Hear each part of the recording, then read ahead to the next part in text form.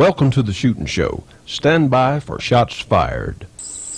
Hello, I'm Johnny Rowland, your host of the Shootin' Show, and welcome to today's program. We're so glad to have you, friends. We've got a lot of ground to cover. We have some interesting features on today's show that I think is going to be informative, but I think you'll also be entertained. Well, let's get underway. We've got a watermelon out here. This is watermelon season here on the farm, and we have some melons here that we're not going to take to the store. And you know, they're good targets, so they're easy to hunt. They don't run off, and they're 100% biodegradable. So let's take our Springfield M1A, and what we've done, I put a hunting bullet. You know, the anti-gun types want to take away anything that's remotely military from us, or for that matter, anything that shoots or goes bang. But I took a hunting bullet, a .308 Winchester hunting bullet. So let's see what that hunting bullet does to our volunteer watermelon out here.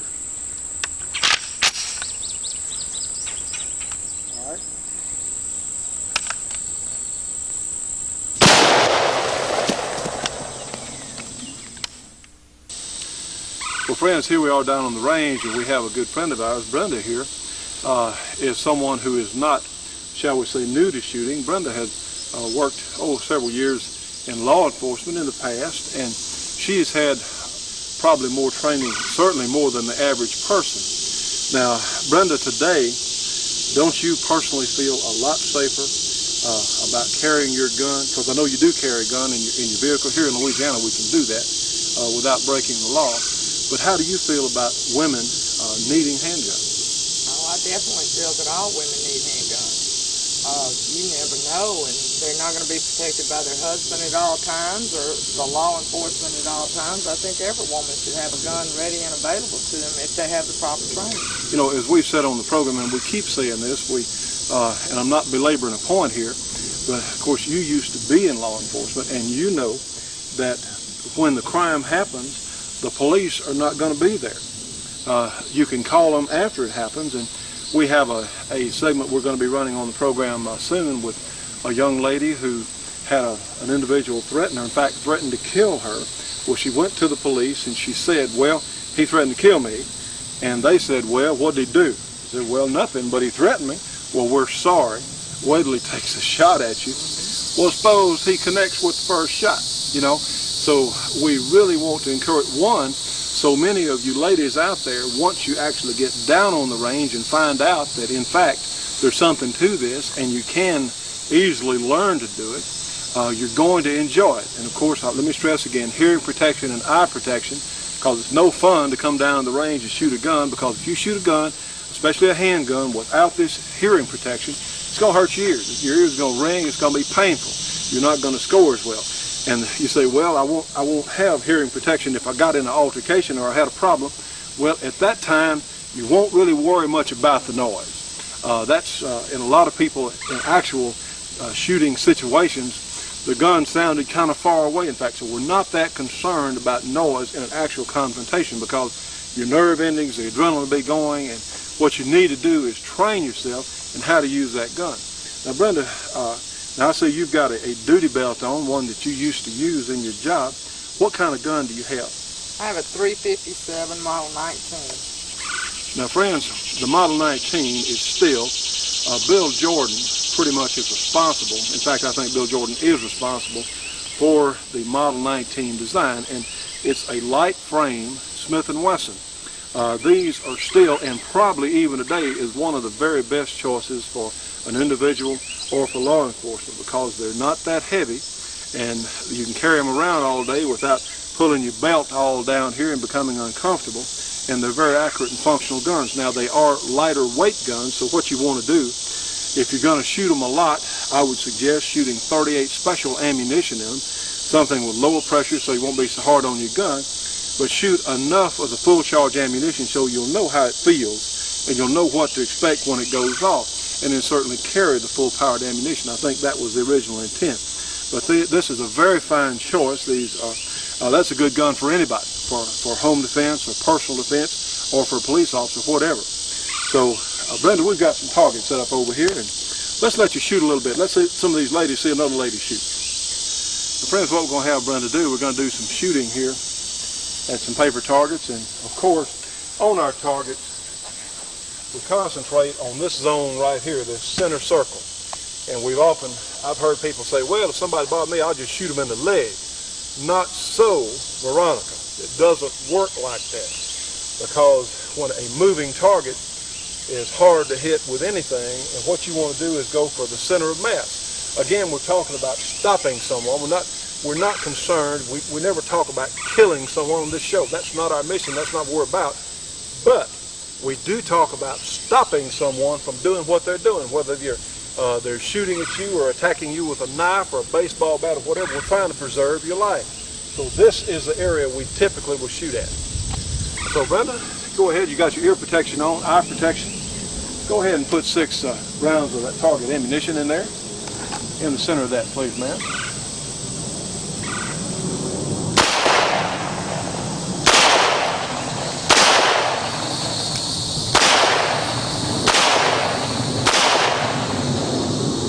Okay, if we know we counted 6 shots, that is a 6-shot revolver. Good. Friends, I tell you what, this is pretty good shooting, because Brenda only had 1 and she rushed one of her shots, and all the rest, and this is still a good hit as far as our central mass goes. That's good shooting, and that's something that any of you ladies can learn to do if you just get down here and try. So, good hits. Well, Brenda, tell me something. When you were going for your qualification in law enforcement, and I think your department was very similar to a lot of other departments around the country. Tell me something, how often did you qualify? 1 time a year. 1 time a year. How many rounds approximately would you shoot? 100 rounds. Well, friends, that's 2 boxes of shells, and like I said, her department was very similar, or maybe better, than a lot of those other departments around the country. And the point I'm making is, there are some very fine police officers out there, but heck, they're no better trained than we are, as average persons, so much of the time. Because let me tell you what, you can't go out and shoot 100 rounds a year, and a lot of the policemen are not gun enthusiasts. They go shoot because they have to. Isn't that right, Brenda? Right. They do it because they have to. Their job requires it. So they're not any better prepared than the average citizen is much of the time. Now, friends, let me just mention this to you. If you go out and you shoot 2 boxes or 100 rounds a month, you can be pretty darn well qualified if you can. If you can do that, you can be pretty darn good with a handgun. If you can shoot 100 rounds a month, you can shoot 50 rounds a month and certainly be confident.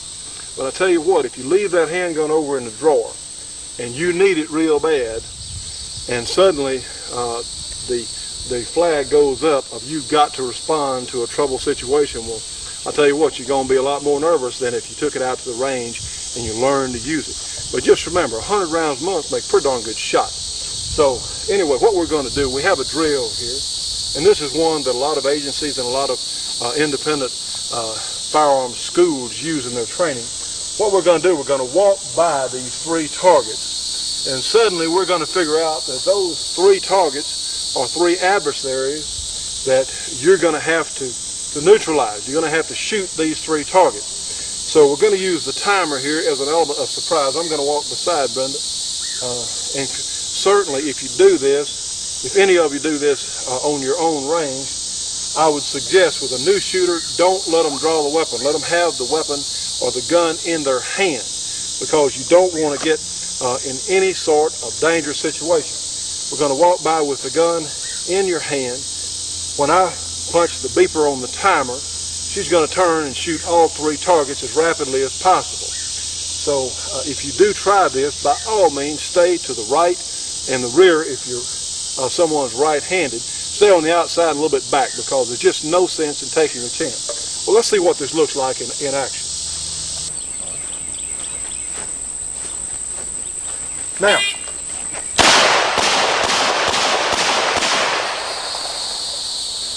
Brenda, I'll tell you what. Hey, friend, that's pretty smoky shooting. And of course, and the good news is it's been a while since Brenda has been out on the range shooting, so she has not forgotten the skills she learned. So we have, in fact, all 6 are good hits. Here in the circle just outside, 2 literally in one hole right here. It doesn't get better than that. And then 2, 1 just outside, darn good hits. Well, ma'am, I'm impressed. You know what, is there something that you could say to these ladies to encourage them? Well, for one, I'm as guilty as anybody else, but you need to practice. I have not shot my gun now, I guess, in about a year and a half, I think it is. And you need to shoot it. If you're going to carry one, you need to shoot it, you need to practice with it, and you need to make it available to you. Everybody does. Darn right. Well, friends, I tell you what, this is an ongoing group of segments that we're working on with different women because, one, we've got to get you ladies with us in our efforts in our project to save our gun rights. And it's something that we think is so important. You know, you can take care of yourself. You're capable with the right equipment, with a little training, a little practice. You cannot be afraid anymore, and that's what it's all about. Now, friends, to show you a little bit about the performance of Corbon high-performance ammunition, we have our watermelon here, and we're going to shoot the standard 40 caliber in our Smith & Wesson Sigma. The standard 40 caliber loading, 180 grain bullet that a lot of you are going to be buying for home defense. Some of you are. Let's see what it does to our watermelon.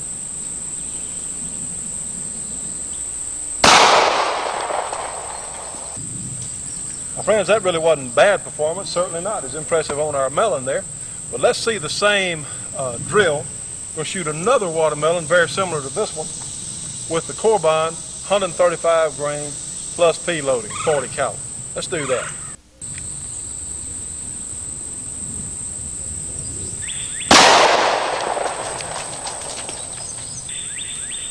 Now, friends, I think you can see that that was a much more dramatic bullet performance as far as energy transfer than the first bullet, which is your standard old basic American old line ammunition company bullet.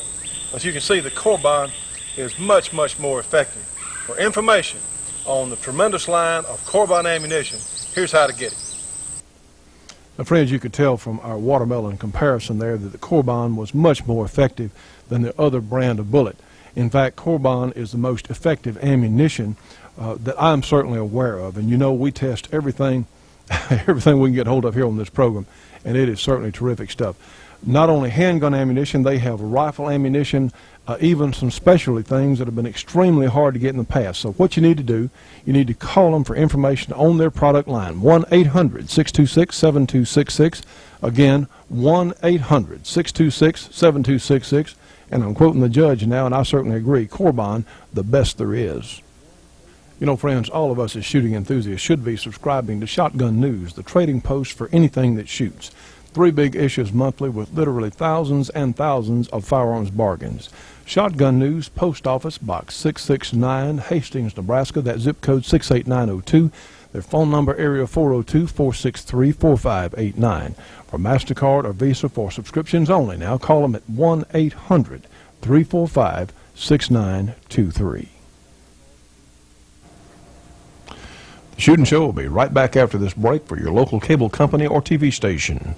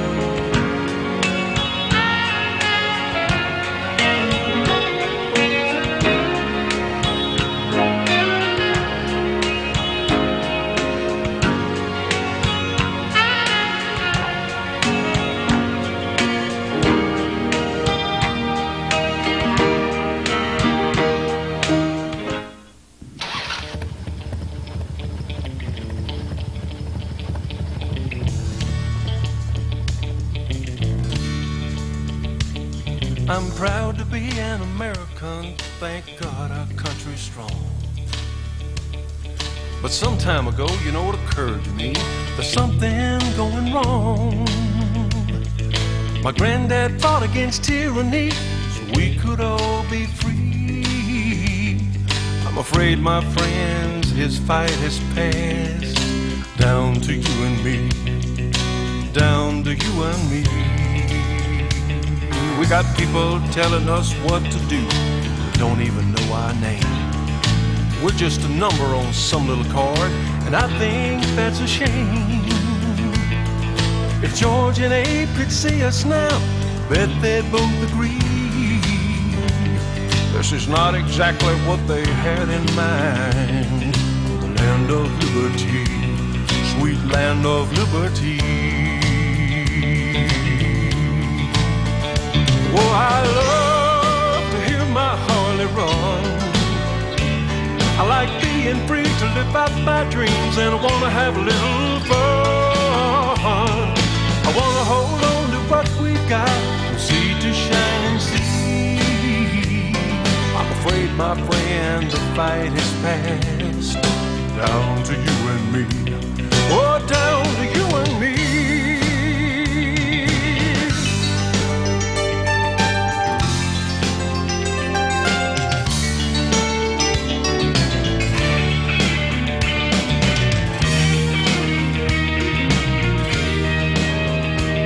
We got politicians and bureaucrats all telling us what to do. And they don't seem at all concerned about what they put us through. They tax and spend like there's no end, throw it all away. Just keep in mind there'll come a time when nobody's left to pay. Well, nobody's left to pay. There's people that wanna lock us up just to keep us away from harm. They want a police state to give us orders, but they can get us unarmed. There's folks that say they know the truth. Well, they saw it on TV. We got some boys on Capitol Hill, don't wanna have us free. No, they don't wanna have us free.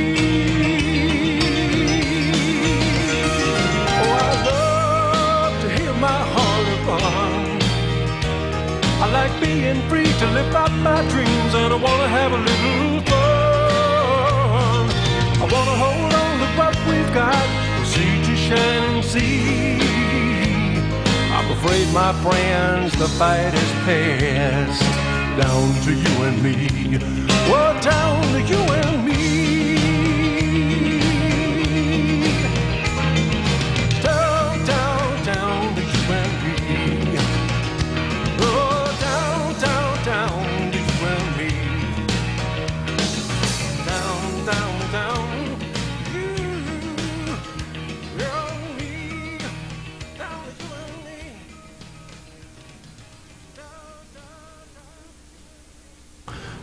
You know, friends, a while back at the SHOT Show, there was this man standing in one of the booths there as we were walking down the aisle there in this gigantic building, and he says, hey, come over here. Hey, see what we got.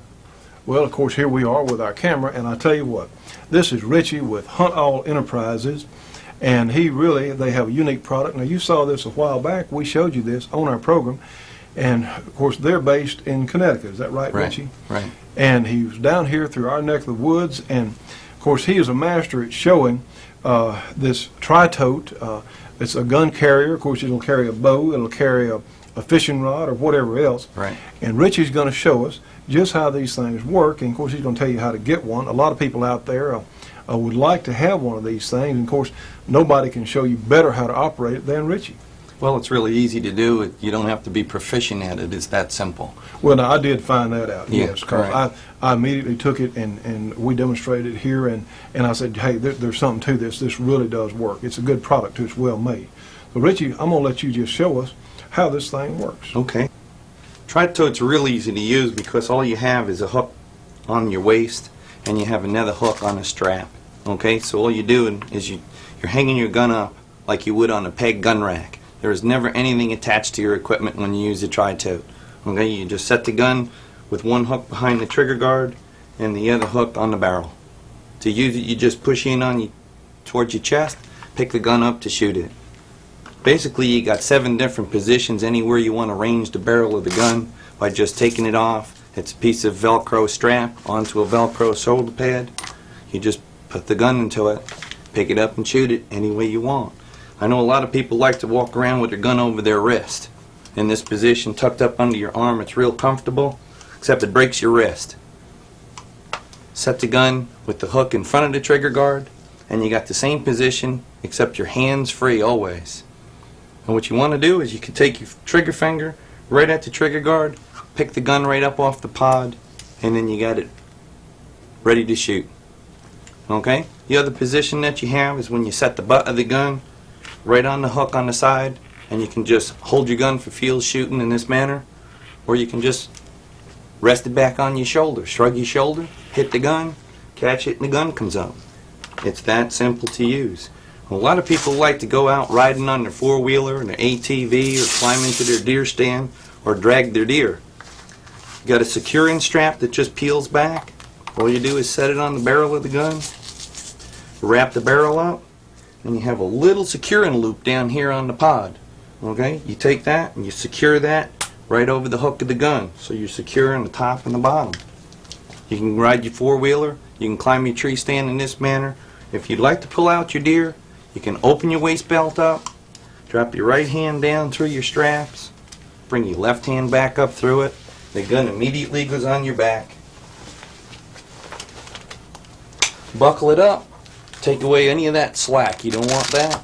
Just readjust it. Pull it up tight on your back, and that's the most secure back carry you'll ever have. You can drag your deer out any way you want to drag your deer out. Climb your hands, use your binoculars. You're always hands-free with the tri-tote. Well, you know, Richie, I was so impressed with the way the tri-tote is put together. It is all high-quality materials.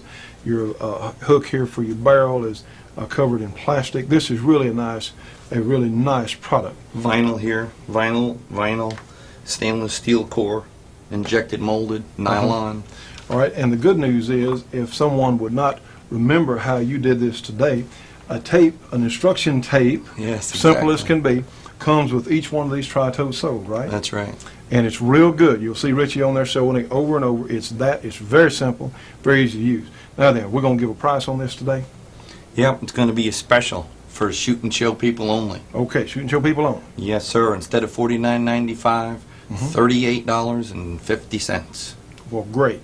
And we have an 800 number, too. That's right, We're we going to do. give that in just 1 second. Now then, friends, for information or to order one of the all-season tri-totes, call them at 1-800-231-1443. MasterCard or Visa, $38.50 plus $6.50 shipping and handling. This is a special price for our Shoot and Show audience, so please identify to them that it is, you did see it on the Shoot and Show. This is an excellent piece of equipment a lot of us would like to have, friends. 1-800-231-1443. Well, you know, friends, we had the judge out on the range a few days ago, and I was going to take his picture, shoot him, because, trust me on this one, the man still knows how to do it. In fact, he's pretty darn good. But you know what he said? He said, Johnny, I'm not going to shoot in a T-shirt. I'm not going to be on the show in a T-shirt. And certainly, he is our distinguished legal advisor and general counsel, all-around nice guy, and certainly so important. Now, he's in charge of the Christmas fund and certainly on the mail and the political end of things. So, sir, it's yours. Well, Johnny, all I know how to do is pull the trigger and get the right sight picture. We've gotten some mail in on our Christmas fund. I got a letter here from a U.S. Senate candidate in Pennsylvania, man that's already in Congress, Representative Rick Santorum. And he sent us some information about himself, and I'd be delighted to read it to you because he's direct, he's to the point. His statement on gun control, March 1994. He says this: as a U.S. Congressman representing Western Pennsylvania, I've always strongly supported the right of law-abiding citizens to keep and bear arms. This protection was written by our founding fathers and was guaranteed to us by the Second Amendment of the Constitution. I consistently oppose and will continue to fight against any efforts designed to install waiting periods or to ban guns. By passing legislation such as these proposals, we're doing nothing to make our streets safer in the fight against crime. Rather, we're rendering our lawful citizens helpless in the defense against it. Now, that's a clear and I think unambiguous statement. I really don't know who he's running against. There's one Democrat and one Republican senator in Pennsylvania, and I'm not sure which one of those elections is up this year. It was a special election that the Democrat won, because that was an election in which somebody died, and the then Attorney General Thornberry ran for it and was defeated, and I don't really know much about why he was defeated. He had basically some pretty good thoughts. We've got some other letters here that mostly I don't really have time to read. I want to tell you about the Christmas fund. There was a radio program the other night, a television program, and they had pictures of postal workers going through mail and rifling mail. That really got me shook up, because we send in cash through the mail. Some of them are checks, but most of them are cash. And it's not usually big amounts. We've gotten anything from $1 to $20 in cash. We've gotten checks up to, I think we got one check for $100. And I know it's a big nuisance to have to write a check for $1, and it certainly is a nuisance to have to deposit it and worry with it. But I'm concerned about the security of the postal system. It also speaks, I think, poorly for the federal government being able to run anything, and particularly am I aiming at the point of running gun control and running the police system in the country. I'm particularly concerned about their wanting to import policemen from Hong Kong. I'm concerned about the pressure that the president can bring to bear on congressmen and on senators for projects and benefits in their states, and therefore twist their arms on how they vote. He's pretty occupied right now with the health care bill, but that doesn't mean he's going to stay occupied with it. I was ill today, stayed home from the office, and I watched C-SPAN all day long. These were proceedings in the House of Representatives. It was amazing to me how different the Republicans and the Democrats voted. It speaks volumes to me to say why we must have at least one House of Congress controlled by the Republicans.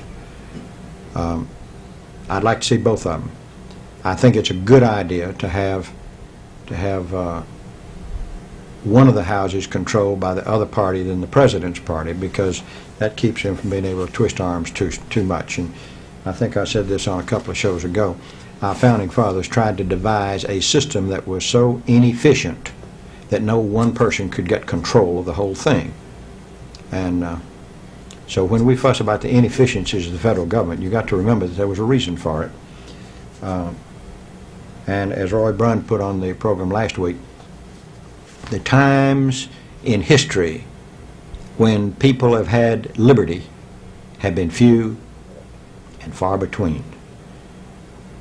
And the only way we can keep that is to continually and consistently fight for it, to vote for it. And you need to get out in this fall's elections. You need to know what your candidate's position is on the issues that are important to you, to us. It's very important that what their position is on the right to keep and bear arms.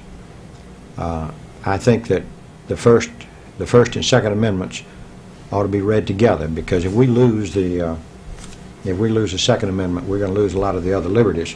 That was something that Woody Jenkins said, and I rather enjoyed that too. It was on the program last week when he said there are 4 boxes that protect us.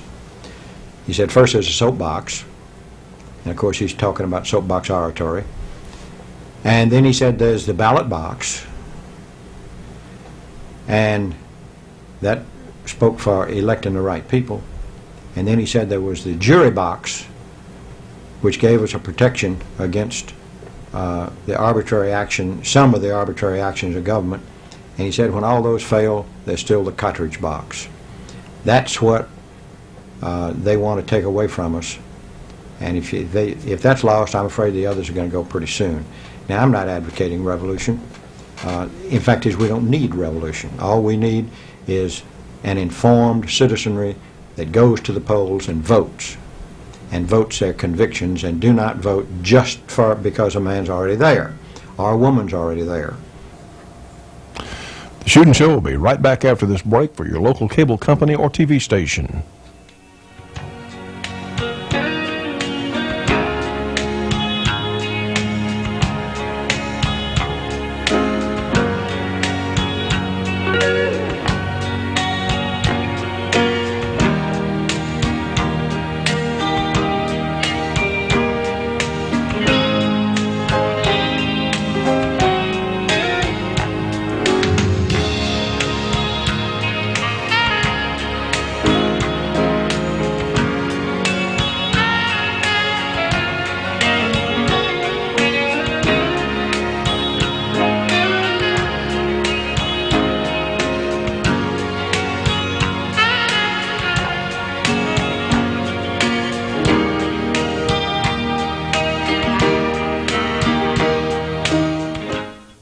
Something else we need to do.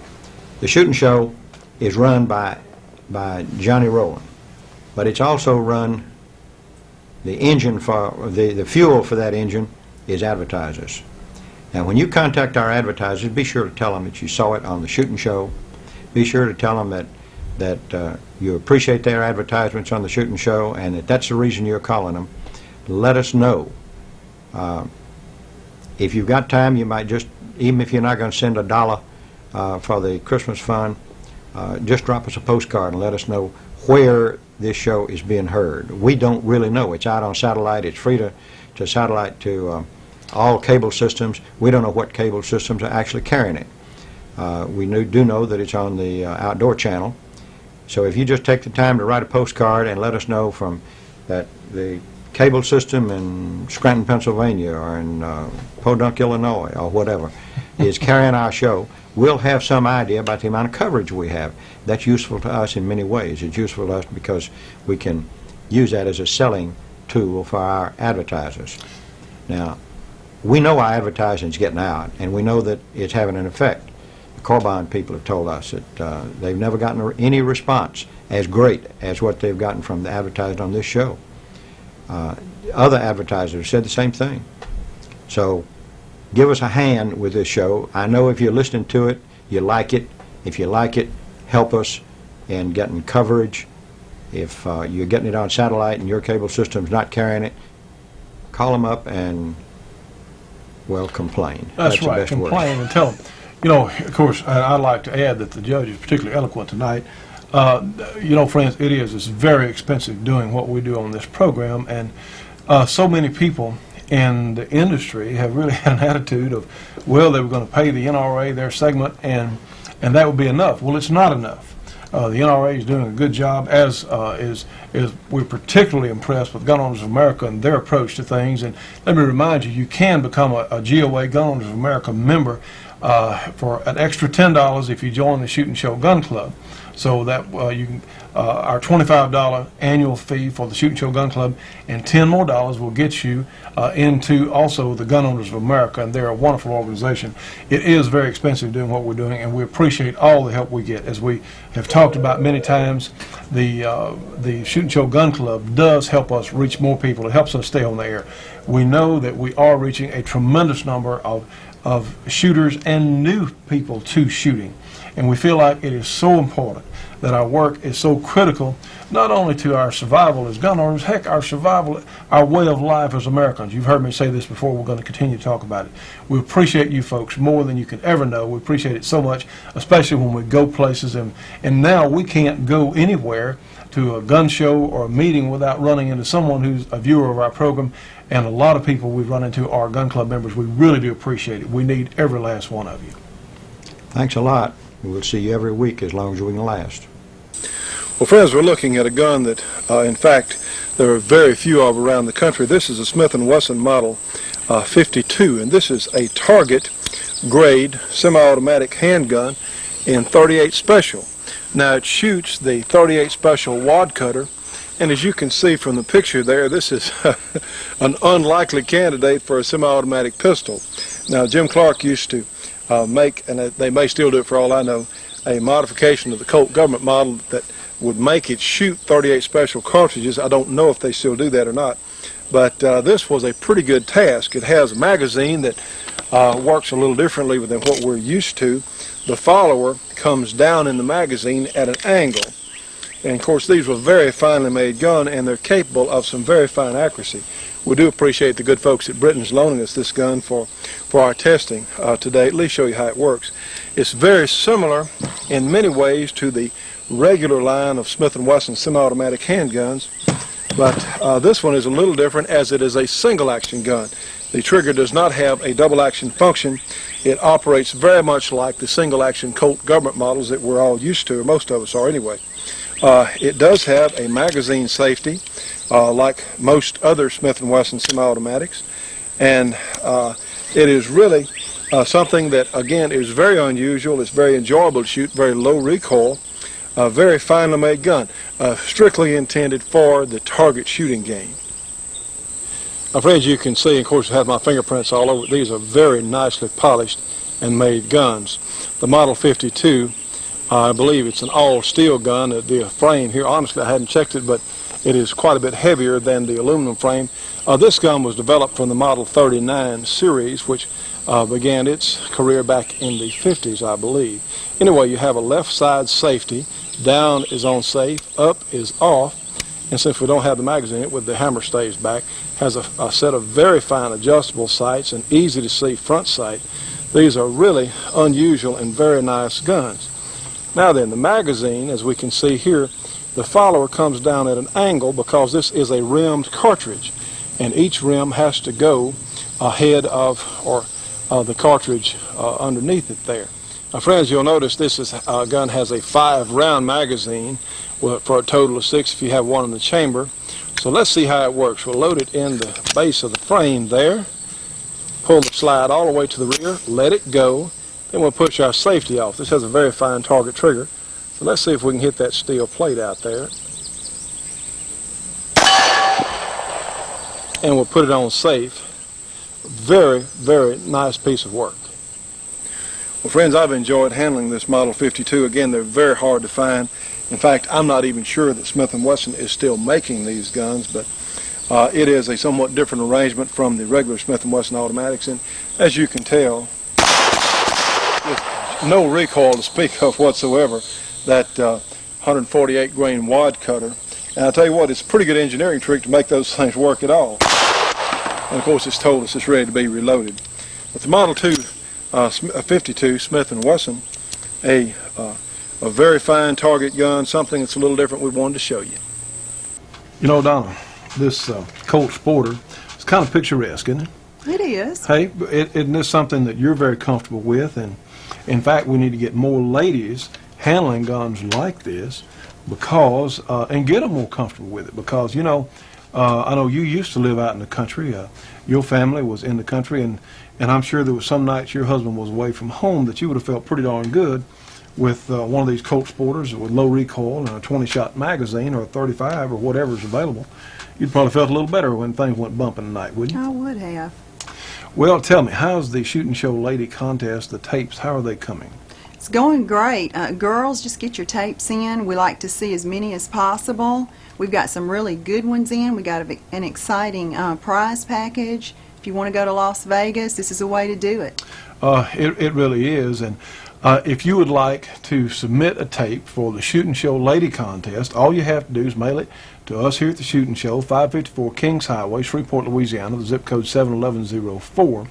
And also, friends, if you can join the Shoot and Show Gun Club, we definitely need you, because the Gun Club helps us stay on the air and we reach more people.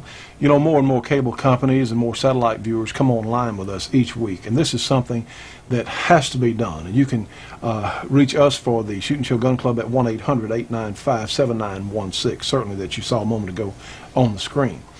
Well, Donna, I tell you what, let's why don't we take a look at one of the tapes that have come in from one of the ladies, and let me remind you, all you have to do is take a regular camcorder, just whether you've got an 8mm or a regular VHS, whatever sort of camcorder you have, and just get somebody to take your picture and talk about, one, why you believe in the right to keep and bear arms, and why you'd like to be the Shoot and Show lady, and why you like the Shoot and Show. It's very simple, and we'll even probably overlook, even if you don't get them all in. But certainly it's going to be fun. Out there in our booth at the Soldier Fortune Convention, I think that, heck, anybody would enjoy that trip. And you know, from Mr. Hungry here, one thing I like about Las Vegas is you get $20 meals for about $5. So that's something that gets me excited, certainly. But anyway, please get those tapes in. And Donna, why don't we just show one right now? Let's do it.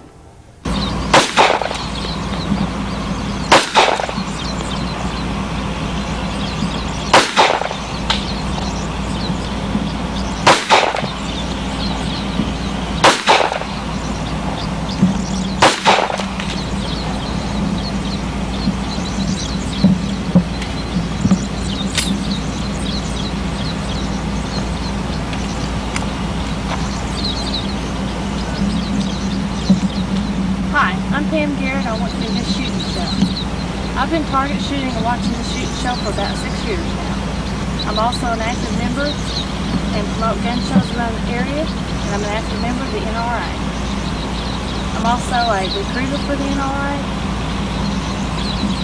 and also belong to the National Association of Federally Firearms Licensed Dealers. I'm also an active member of the Law Enforcement Alliance of America. I firmly believe in the individual right to keep and bear arms. Now, friends, we are extremely pleased to be working with one of the finest magazines that you can find in the United States today, and it's called The New American. And the April 4 issue, which you see on your screen, covers issues like Toward a Police State, using a national epidemic of crime and violence as their justification, media pundits and collectivist politicians are aggressively campaigning to disarm private citizens and strengthen federal law enforcement powers. Yes, friends, this is our type of magazine, mostly because it's true. Now, these people at the New American Magazine are making a special offer available to the Shootin' Show audience for $22 for a 6-month subscription, including the April 4 issue here, which deals with gun control and the things that go on with the politicians in Washington on how they're literally trying to disarm the United States population. Now, trust me on this one. If you're a gun owner, you need to get this issue of the New American. And friends, this magazine comes twice a month. This is really a bargain. They cover all sorts of subjects, such as the Somalian quagmire, as you can see. And how about national service, if you really want the true picture of what this national service is all about. How about the Conservative Index for the 103rd Congress, subjects like terror in Haiti, the real Aristide. How about Bill Clinton and a question of character, which is most important to most of us, certainly as conservative Americans. And here's a tremendous article on the New World Army. Now, friends, this is one of the finest publications that I think you could find in print anywhere today. It is really a bargain. $22 for 6 months of the New American Magazine. And remember, this is 13 issues, including this powerful gun control issue. And friends, I don't think you'll be disappointed. This, in fact, if you want to be informed about what's going on in the United States and all sorts of issues that are so important to every last one of us who are really patriotic citizens, you need to start getting the New American. Now, to get it, you can call them at 1-800-727-TRUE. And those numbers are 8783, 1-800-727-8783, and be sure and tell them that you saw it here on the Shootin' Show. It is such an important publication for our time, friends, and to really be informed, if you want to know the truth about what's going on in this country and around the world, again, you need the New American. 1-800-727-TRUE 8783, the New American. The Shootin' Show will be right back after this break for your local cable company or TV station.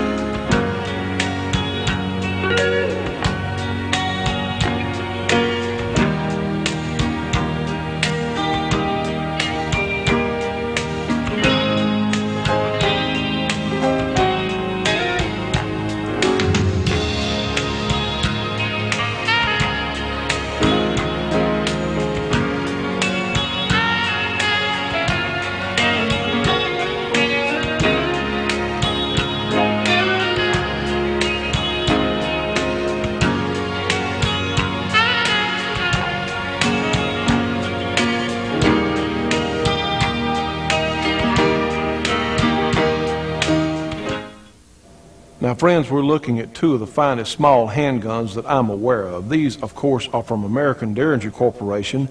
On your left, you have the Model 1, which is available in over 50 chamberings, and on the right is their double-action Derringer, which is very similar to the old high-standard design, except it's been modernized. This particular one is in the 38 special chambering. Now, friends, sometimes it's hard to have a large handgun with you, but you can always have one of these American Derringers. Call them 1-800-642-7817. Hi, I'm Bill McIntyre with another update from Capitol Hill here at the new NRA headquarters just outside Washington, D.C. This year, concealed carry legislation has been passed in Wyoming, Alaska, Arizona, and Tennessee. That's good news for gun owners and anyone interested in self-defense. About a third of the states in this country have concealed carry laws for citizen self-defense. Anti-gun groups claim carry permits lead to an increase in violence, but the opposite is true. Vermont, for example, allows firearms to be carried concealed, and its violent crime rates rank near the bottom year in and year out.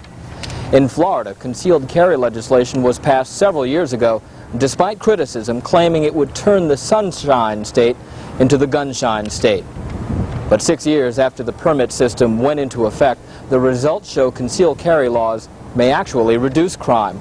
Florida's homicide rate has dropped by 21%. While the U.S. rate rose by 12%. In Oregon, similar reductions in violent crime have occurred since passage of its concealed carry laws. The facts are clear. Law-abiding citizens use firearms more than 2 million times a year to defend themselves from criminal attack. FBI data shows that violent crime rates are highest in states with severe limits or prohibitions on the carrying of concealed firearms for self-defense. And states with tough, uniform, and fair concealed carry laws not only do not show an increase in violence, but generally show a reduction in violent crime. And this all means that when it comes to crime control, pro-gun laws have worked, where anti-gun laws have failed. I'll be back next week with another update from Capitol Hill. And now let's hear from Art Alphin of the Great A Square Company with their tremendous rifles and ammunition in Bedford, Kentucky, area 502-255-7456.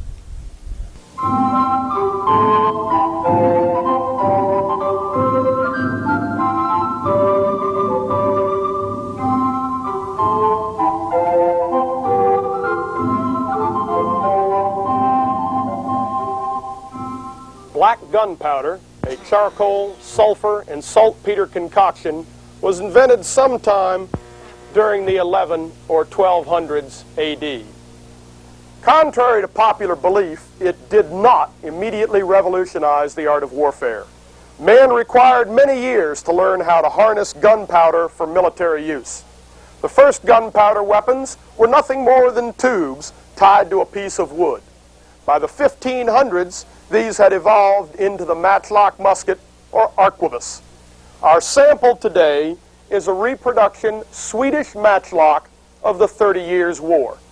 Its bore has been made smaller than the original so as to increase the thickness and strength of the barrel walls. However, it will suffice for our teaching purposes today.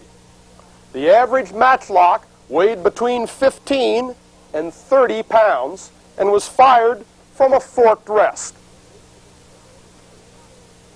They generally were not configured for shouldering and aiming as a rifle is made today. The name matchlock is quite descriptive of its method of ignition. A touch hole was drilled through to the interior of the barrel and a pan mounted outside the barrel just underneath the touch hole. After loading the weapon, the pan was filled with powder and a burning match, a cotton rope soaked in potassium nitrate solution, was placed in a holder above the pan.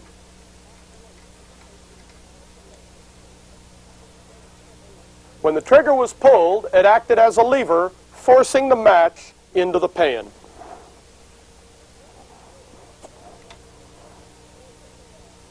The loading procedure was slow and cumbersome.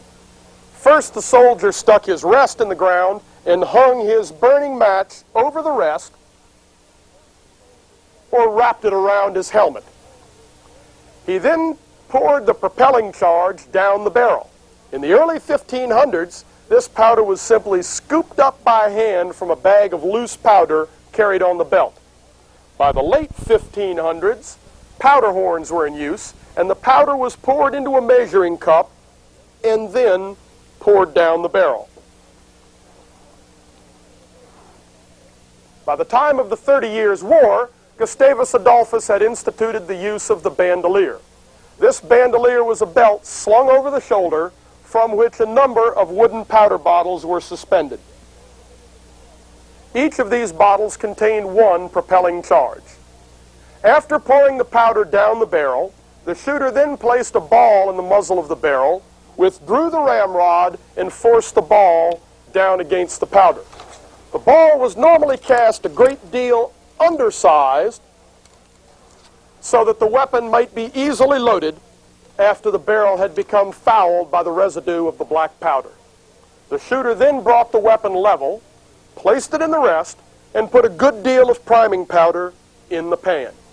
Prudent shooters would then close some sort of cover over the top of the pan, place the match back in its holder, and were prepared to fire. From this point forward, the weapon had to be kept basically level, especially after the pan was uncovered, and the shooter had to blow upon the match to ensure that it was burning brightly.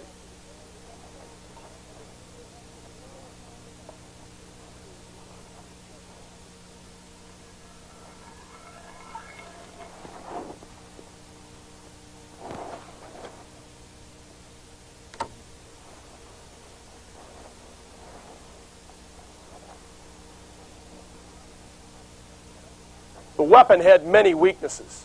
Thanks to the gap between barrel and ball, it was hopelessly inaccurate. Matchlock musketeers, if left unsupported, could be rapidly overrun. Consequently, they had to be used in conjunction with pikemen. It was the pikeman who provided the close-in defense and the time for the matchlock musketeer to load and use his weapon. The resulting formations of pikemen were often slow and ponderous, like the Spanish tercio, but the musketeer had to stay within the formation of pikemen if he was to survive.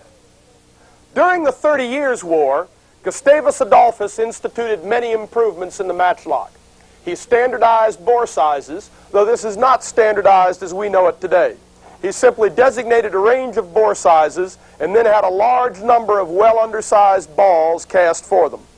This allowed the musketeer's assistant, who normally carried lead ingots, bullet molds, and other equipment, to discard this paraphernalia and become a musketeer himself.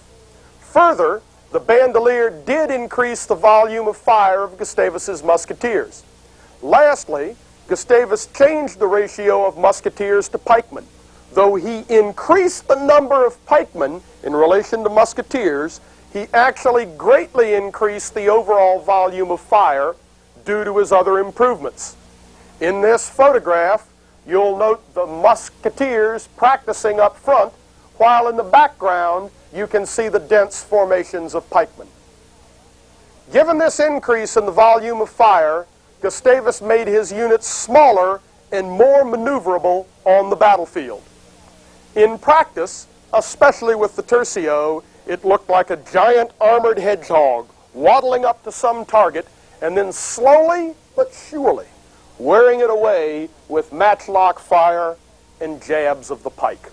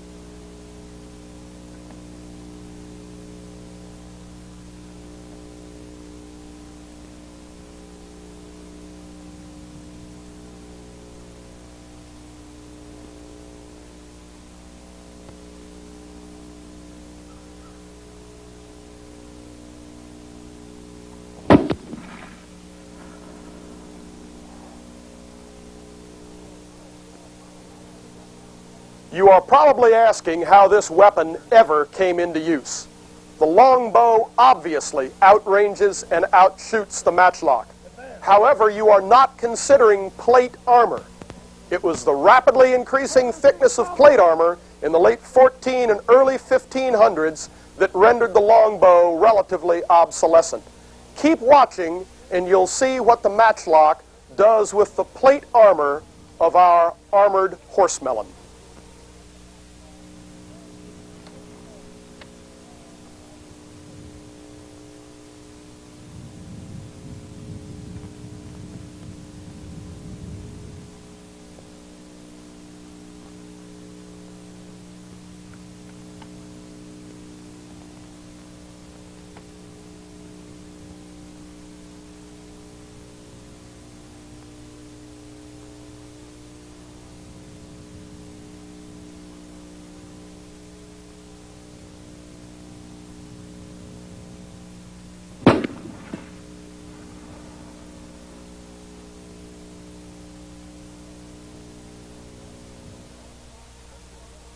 Yes, the matchlock certainly had weaknesses when compared to the longbow. You can see that both the volume of fire and the combat range of the matchlock is considerably less than that of the longbow. In fact, its volume of fire is perhaps very generous, as shown on that chart. However, you should keep in mind that no long training period whatsoever was required for the matchlock. This contrasted with the 7-year-plus training required to make a longbowman. Further, by the late 1400s, the longbow was having trouble penetrating the plate armor on the breasts, helmets, and other areas of the armored horseman. These U.S. Army helmets are a good example. We fired 7 longbow arrows at this helmet trying to get a penetration. Every one ricocheted to include 3 fired inside, either shattering away the front of the arrow, or when we used hardened steel drill rod, bending it. We finally got 1 longbow arrow to penetrate by firing inside the helmet, and it penetrated that far. The matchlock overcame this problem. If it did not penetrate, then the shock delivered would certainly unhorse the rider and probably do grievous bodily harm. Well, friends, we've run out of time on this program. It goes so quickly when you're having fun. We appreciate everyone being with us. Remember, join our Shootin' Show Gun Club if you can, because we need everyone's help. We've got to get our message out all over this country. From Kurt, the judge, myself, we look forward to seeing you on the next Shootin' Show.